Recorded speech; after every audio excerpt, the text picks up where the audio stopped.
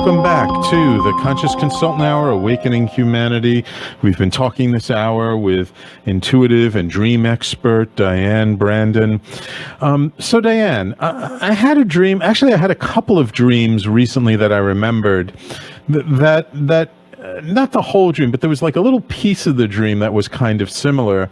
In this one dream, I was in a car, I think with my mom and my sister, and we were driving somewhere, and then there was like this huge wave, and we like literally were like driving along the wave until it receded, and then we were like on land, and we had to get out of the car and get it fixed.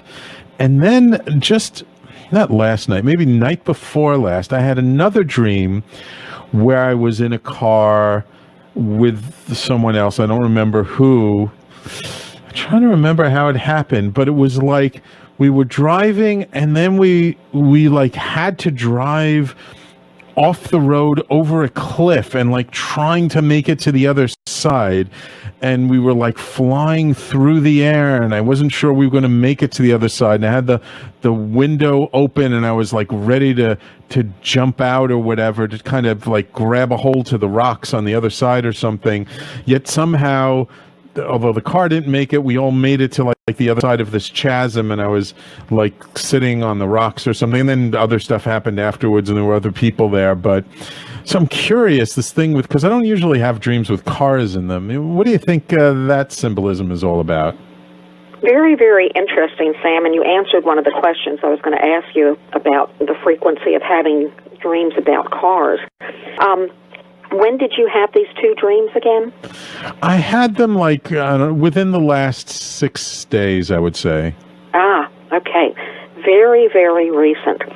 Yes. I'm going to preface this and say that I don't typically believe in universal symbols in dreams. Okay. For a dream coming from our unconscious, because it has its own vocabulary.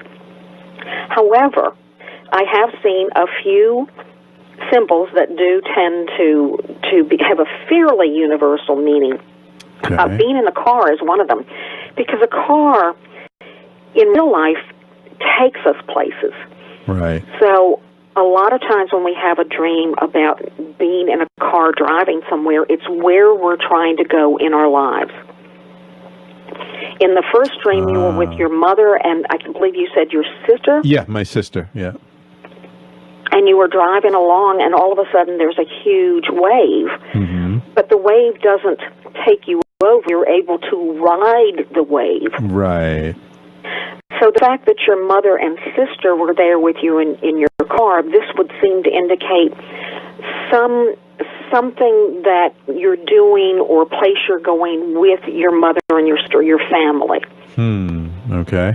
They're both in Israel, so we'll have to see. Okay. Well, this is not literal. It's figurative. Right. Figuratively, yeah. It could be a project you're working on. It could be a common goal. Right. You know, that you have. Okay. But a wave, typically when we see a big wave, we're concerned about, like a tsunami being affected by it. But you ride the wave. Right. So you're able to deal with whatever that is that happens out of the blue. The other, I think, you said was the more recent dream? Right. That was the earlier dream, and then a couple of nights later, which is a couple of nights ago, was the other dream of, like, flying over a chasm. And you were with a friend in the car in that dream? I don't remember. I was with someone else in the car. There might have been two other people in the car. I don't remember who the people were. So it didn't feel like family again in the car with you? I don't think so. I don't think so. And as you said, you were off the road, you went off a cliff, there was a chasm, and you kept trying to make it to the other side. Right. And this feels, again, to me that you're trying to move forward with something. Okay.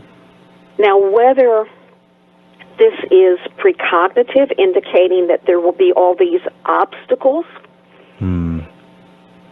or whether it's a message to you that even if you are sidetracked, so to speak, from how you're trying to move forward, or even if you're trying to move forward with, other people, even if they're non-specified, that you're still alive, and the goal is to make it to the other side. So the goal is to get to where you're going.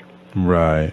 That could really apply to any area of your life where you have some sort of project, or where you're trying to move forward, and perhaps some other people are involved. Mm-hmm. Okay. Could be one other person, could be two other people. Okay. The number, I think, is not something that really matters. Mm-hmm.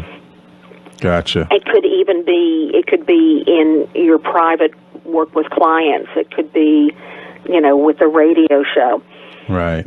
It's interesting that you've had these two dreams so close together. Right. So if anything has changed in your life in the past month or so, that could have bearing on moving forward, or projects in your life that could have caused any sort of concern about being able to move forward. I think the first dream especially is reassuring you because you were riding the wave. Right.